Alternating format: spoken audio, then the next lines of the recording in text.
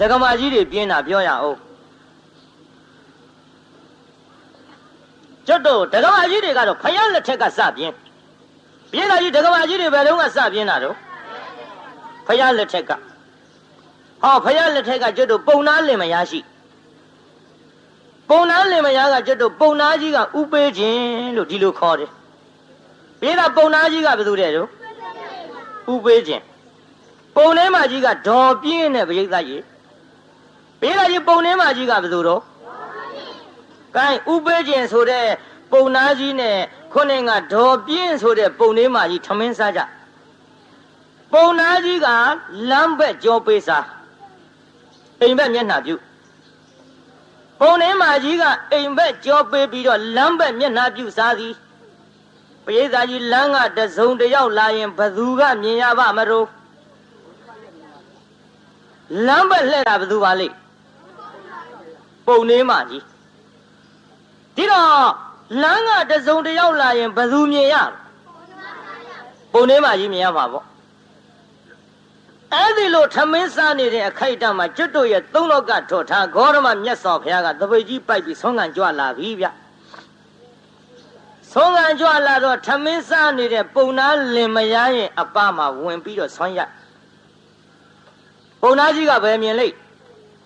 ပုံထဲမှာကြီးကဘုရားကိုမြင်တယ်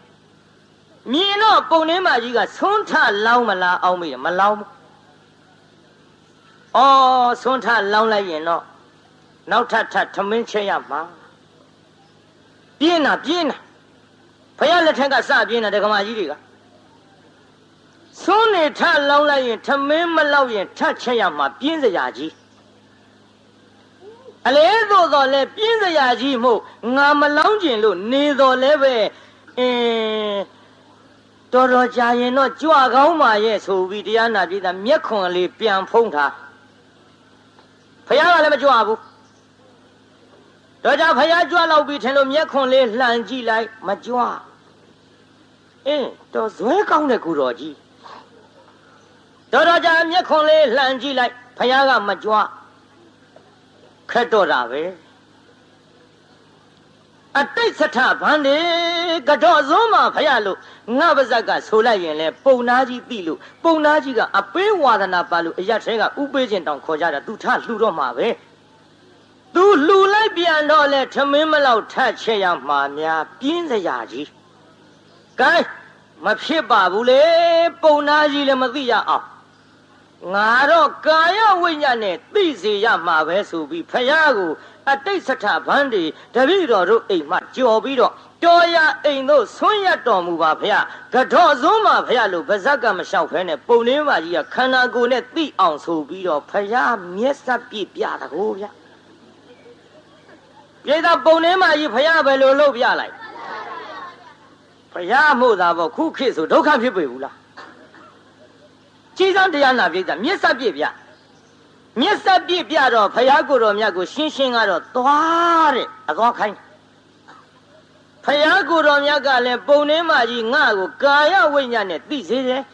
ငါဖယားကလည်းကာယဝိညာဉ်နဲ့သိစေမဟဲ့လို့ဟောတရားနာပြိတ္တာဖယားကိုယ်တော်မြတ်ကရွှေအလုတ်ကမထုတ်ဖဲနဲ့ခေါင်းရမ်းပြလိုက်တယ်သွားဘူးပုံထဲမှာကြီးကွာကြသွားဟောတော်ဘယ်နဲ့ဟာယူပါလဲမလီသွားတော့လို့ခန္ဓာကိုယ်နဲ့သိစေသူကမသွားဘူးတဲ့ကောင်းရမ်းပြ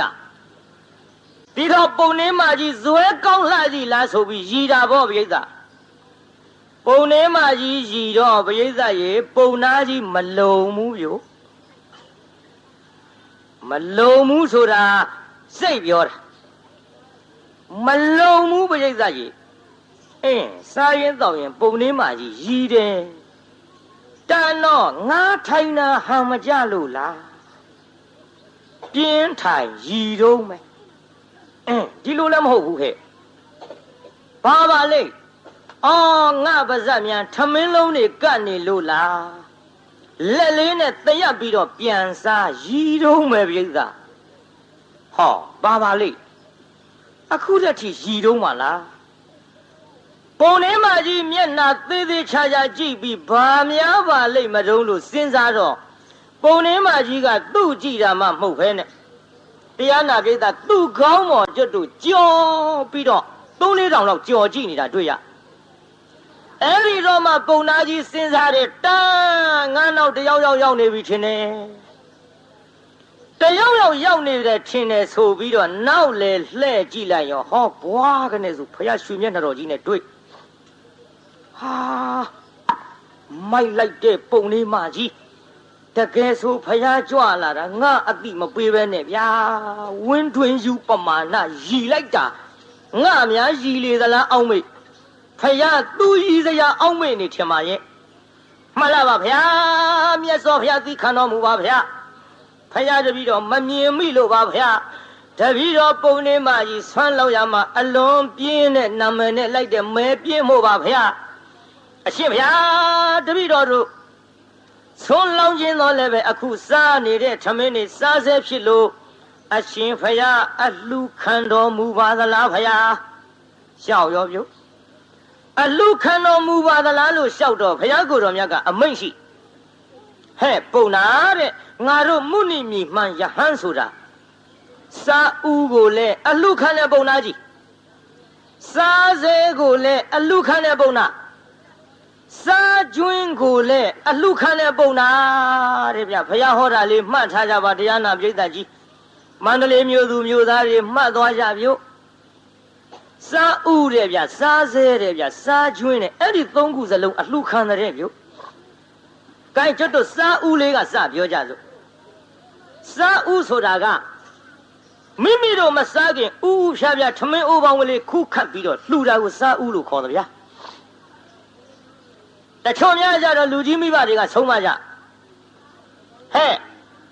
တန်ဃာတော်ဆုံးမလောင်းရသေးဘူးနော်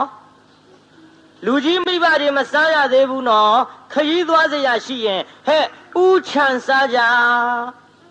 ဟောဥဖြားဖြားလေးခြံပြီးတော့ကိုစားသွားလို့ရှိရင်ရတယ်ဒါကြောင့်ဥချန်စားကြလူကြီးတွေကဒီလိုပြောကြအခုတော့ဥချန်စားကြမဟုတ်ဘူးတရားနာပိဋကစကားကရွေ့ပြီးတော့ဥချစားကြဖြစ်ပိဋကကြီးခုစကားကဘယ်လိုဖြစ်နေတော့ဥချစားကြဆိုတဲ့အတိုင်းခုခေတ်လူတွေကလည်းဥဖြားဖြားကြီးအကုန်ချကြိတ်ကြတော့တာပဲ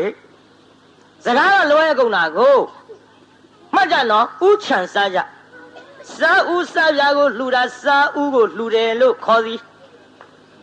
ကဲတရားနာပိဋကစားစဲနည်းနည်းပြောကြစို့စားဆဲဆိုတာထမင်းပကံများတဲ့မှာထမင်းနေဟင်းနေဘလဝေကလေးလိုနယ်ပြီးတော့စားနေတဲ့အခိုက်အတန့်တန်ဃာတစ်ပါးကြွလာလို့အဲ့ဓာတွေကိုမသတ်မပြတ်နှိုက်လူတဲ့စားဆဲကိုပြောတာမဟုတ်စားဆဲဘုန်းကြီးပြောမယ်နားထောင်ကြည့်စားဆဲဆိုတာလေထမင်းစားကြတဲ့ကိုကလှူမဲ့စေတနာကရှေ့ပြေးထားပြီးသားငါထမင်းစားနေတဲ့စားစဉ်အချိန်ကာလမှာအလှကံပုဂ္ဂိုလ်ရောက်လာရင်လှူမဲ့ဆိုတဲ့ရည်ရွယ်ချက်ရှိပြီးသားဒါကြောင့်ထမင်းစားတဲ့အချိန်ခါမှာတရားနာပိဋကဟောပကံများတဲ့ကိုလေထမင်းတွေအကုန်လုံးဟင်းစားဟင်းနာဖြစ်အောင်မစားဘူးထမင်းလေးတစ်ပိုင်းကိုပကံများဟိုဘက်မှာတတ်တတ်ပုံပြီးတော့ကိုယ့်ဘက်ကတစ်ပိုင်းကိုသာလျှင်စားတယ်ပိဋကဟိုဘက်တစ်ပိုင်းကိုဟင်းစားမလူရဘူးတဲ့အကယ်၍အလှကံပုဂ္ဂိုလ်ရောက်လာလို့ရှိရင်ငါစားစေရောက်လာရင်လှူမယ်ဆိုတဲ့စေတနာနဲ့အဲ့ဒါလိုစားနေတဲ့အခိုက်အတန့်ကိုစားတဲ့ပကံပြားတွေကဟိုပဲအစွန်းကတန်တန်ပြန်ပြန်ထားတဲ့ထမင်းကိုပိုင်းထားတဲ့ထမင်းကိုလှူနိုင်တဲ့အဲ့ဒါစားစေလှူတယ်လို့ခေါ်တယ်ပြိဿမှတ်သွားကြနော်လှူကောင်းပုံတွေလှူကောင်းပုံတွေကလေးလိုနေထားတဲ့ထမင်းစားဟင်းစားတွေနဲ့ရောထားတာတွေကိုလှူတာပြောတာမဟုတ်ဘူးဗျစားစေကဒါလို့ဆိုသဘောပေါက်ပိဋကကြီးသဘောပေါက်ဗလားကဲစားကျွင်းပြောကြအောင်စို့စားကျွင်းဆိုတော့မိမိတို့စားလို့မကုံလို့ပကံများတွေကဟိုတဆုပ်တီတဆုပ်လန့်ပက်တဲ့ထမင်းစားများကိုလှူတာကိုစားကျွင်းလှူတယ်လို့ပြောတယ်မဟုတ်ဘူးနော်မဟုတ်ဘူးပြိဿသတိထားကြစားကျွင်းဆိုတာဘယ်လိုဟာပြောတာပါလဲစားကျွင်းဆိုတာလေထမင်းစားကြတဲ့ကိုကငါတို့တအိမ်သားလုံးထမင်းစားပြီးတောင်မှတန်ဃာတော်ဘာဆွန့်ချိန်မိကြွလာရင်ဆွန့်ကတ်နိုင်အောင်ဆိုပြီးတော့ဒီမဲ့ထမင်းအိုးတဲ့ခူးတဲ့ရောင်းမနဲ့ဟင်းအိုးတဲ့မကော်ဘူးတဲ့ပိဋက င်းအိုတဲ့ကော်တဲ့ဇွန်းနဲ့ထမင်းမခူးတဲ့ပြိဿကြီးငါတို့တအိမ်သားလုံးစားပြီးတောင်မှတန်တန်ပြတ်ပြတ်ကျွင်းကြမ်းနေတာကိုတန်ဃာတစ်ပါးကြွလာရင်ဆုံးကတ်နိုင်အောင်ဆိုတဲ့စေရနာရှိပြေးနဲ့တမင်သက်သက်တန်တန်ရှင်းရှင်းချွင်းချမ်းစေ